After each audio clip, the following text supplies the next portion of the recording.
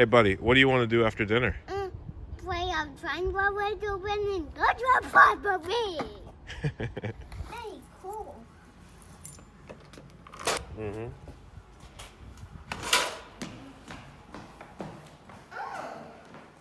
Hello, Internet. My name is Ryan Ingram, and today I'm not in front of a whiteboard. I'm actually in my backyard, and we're going to talk about exactly how I teach my son, who's 3, about real estate.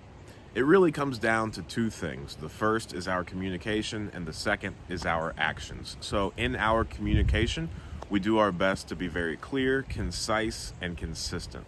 And in this communication, our consistent message is that as a family, what we do is we buy properties that are run down, that have some deferred maintenance on them.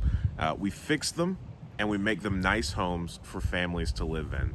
We do talk about money a little bit every now and then, but again, he's 3. I'm really looking forward to him being able to do math and understanding income and expenses and how you always have some left over at the end of the month after the rent is paid, and that is where our profit comes from, but we're not quite there. That's our consistent message. He knows that our family, what we do is we take bad, broken homes, we fix them as nice homes for families to live. And in this communication as well, we're very clear. We articulate everything to them. But I think the most important thing that we do is we don't have any concern as to whether or not something is over his head. If we think it's a complex topic, we're still going to go over it. We're still going to talk about it. We're going to try to make it clear enough for even a 3-year-old to understand. But at the end of the day, if he doesn't get it, that's okay.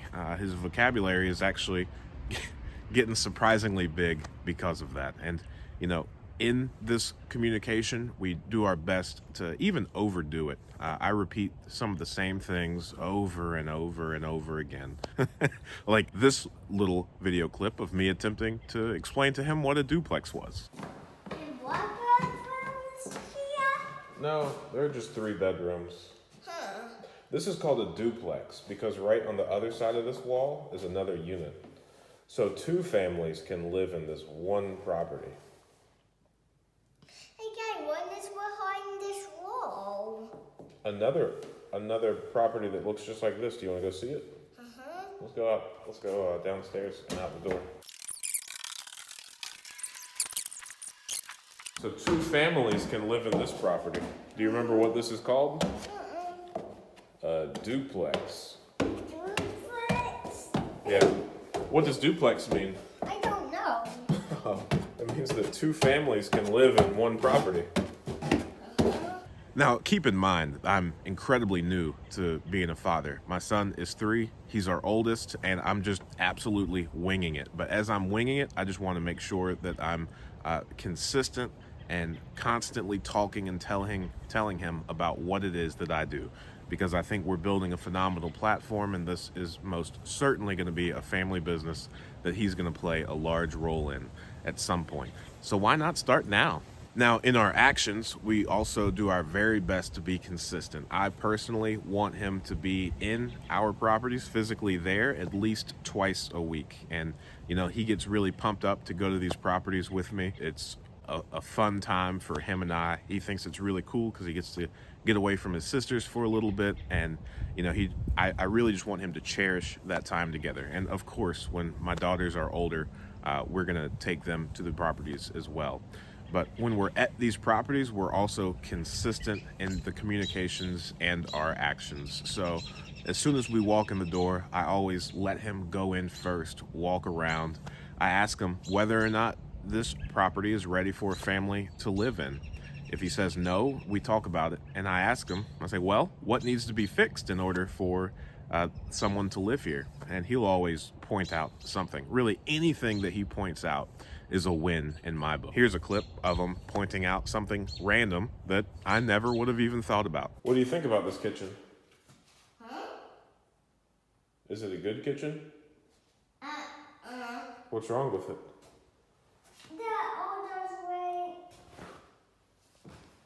Old heaters on all the place. There's what? Old heaters all over the place. Old pieces? No, old heaters. Oh, old heaters. Well, we could probably just paint those and make them look a lot nicer, right? Uh-huh. We can do one. Maybe one day when we come back to it properly. Okay. When we wouldn't paint like this. Mm-hmm. To paint it back to normal. Yeah. What I really take pride in is that I don't really censor the properties that we go in. I take him into the nastiest properties that we've purchased. I think this is forever going to be one of my favorite pictures of him. This is hands down the nastiest property that we've ever purchased. It was shut down for animal hoarding when we purchased this property. It had 13 dog kennels, like the actual outdoor dog cages that people have in their backyard. It had them just in the living room, in the bedrooms, in the basement. It was just disgusting. And he took one look into the bathroom and turned around, looked at me, and made this face. It was great. And on the rare occasion that I'm physically doing the work myself, I also make sure that he plays a part somehow. So in this scenario, we were actually just clearing away the brush and the limbs from the chain link fence. This is on the fourth property that we purchased together. So this was 2 years ago now. But he was having the time of his life carrying the limbs to the brush pile that we were building in the alley. And yes, we paid somebody to come pick up the brush pile in the alley. Now, when I first started bringing him around the properties, this was one of the proudest moments that I've had so far. Is we were walking into a property, and originally when I first started taking him around to properties with me, then I wasn't attempting to teach him anything. I was just bringing him along because it was quality father-son time. We walked into this property that we got in August of last year, and all of the windows in the whole house were broken. So at this time he was 2, and we stepped in the property and he just couldn't stop saying, uh-oh. And he said, Daddy, all of these windows, we have to get somebody in here to fix all of these broken windows. And when he said that, I turned around and I was floored. I was like, man, this kid is actually paying attention. And that really just goes back to the first part of never assume that what you're doing or saying goes over their head. Always just explain it, regardless of whether it seems like they get it or not. Now, since we've started taking him to these properties probably about twice a week, we get a lot of the same properties as we're just checking on the progress. So he can see from the time we get the property how horrible of shape it's in. And then he sees, as the contractors are working on it, and then he finally gets to see the finished product when it's all said and done. So again, I'm only 3 years into being a father. I really have no idea what I'm doing, but this just feels right. It feels appropriate to over communicate everything to him. It feels very appropriate to just expose him to the ins and outs of real estate, taking him to horrible properties and letting him observe the steps to make this property a good place to live. And he's been in a few properties that he just has so much fun at. He requests to go to certain properties sometimes just because of the layout of the basement. He loves just running around in it. In one of our 4 units, when it was vacant, we opened up all of the doors and just let him run laps inside of there. So just building these fond memories in real estate, explaining the entire process to him. We have talks about lenders. We have talks about redoing kitchens and bathrooms. But to summarize this, all I'm saying is we over-communicate and overexpose him to all of this. And along the way, it's already starting to just reveal that he is getting this. Some of it is being retained. And it's just so much fun and makes me so proud to see. So now I'm not wishing any time away, but I'm looking forward to him being 7 or 8 years old. From speaking with friends that have kids around that age, they say that that's when their kids started being able to really wrestle with more abstract topics. So at that age, I hope that he's caught on enough and that we'll be able to just walk through start to finish. He's going to help me, analyze properties, figure out if they're good purchases.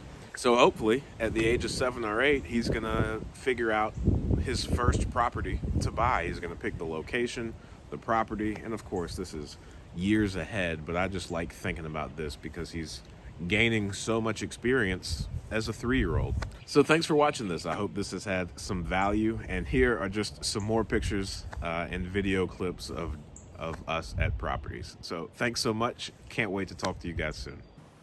Hey, look, what is here? Yeah, we've got people working on this property at the moment, but they're already done for the day.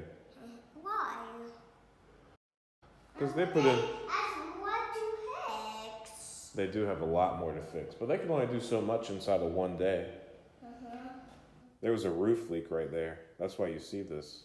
It made these things all wet, and it rotted out, and it made a big hole. Hey, Gavin, how did it leak? The roof was leaking. Because the construction work is so really messy. Well, a lot of this is from the new roof that we just put on. A lot of this dirt. Can we watch the new roof here? Yeah, a new roof went on this property. Can we go here? Okay, go ahead.